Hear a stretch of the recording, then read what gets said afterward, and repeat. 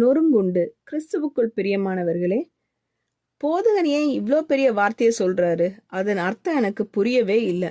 அவர் மீண்டும் மீண்டும் நொறுங்குண்டு என்ற வார்த்தையை பயன்படுத்துகிறார் என்று ஒரு பெண்மணி சொல்கிறார்கள்.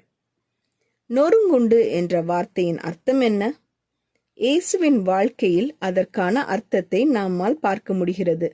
ஏசாயா 57:15 தேவன் சொல்கிறார், நொறுங்குண்டு பணிந்த ஆவியுள்ளவர்களிடத்திலும் வாசம் பண்ணுகிறேன்.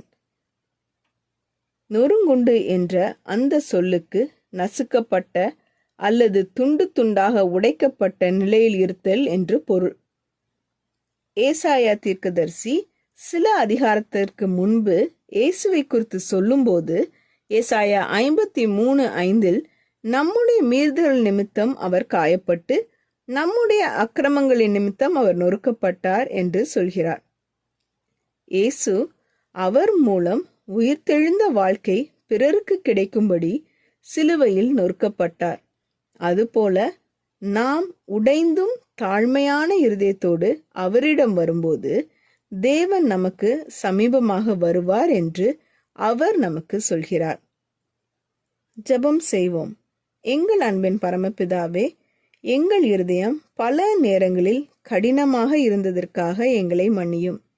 எங்களிடம் காணப்படுகிற பெருமை, பிடிவாதம் போன்ற சுவாபங்களை நீர் உடைத்து உம்மிடம் தாழ்மையுடன் வருகிற மனதை எங்களுக்கு தாரும். நொறுங்குண்டு பணிந்த ஆவியுள்ள இருதயத்தை எங்களுக்குள் சிருஷ்டியும்.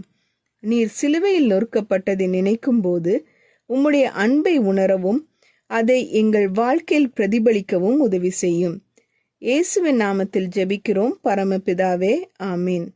இந்த மெசேஜ் 27 செப்டம்பர் 2024 நான்சி டிமோஸ் வோல்கமுத் அவர்களின் இயேசுவை தேடி என்ற புரோகிராமிலிருந்து எடுக்கப்பட்டது. கர்த்தர் உங்களை ஆசீர்வதிப்பாராக.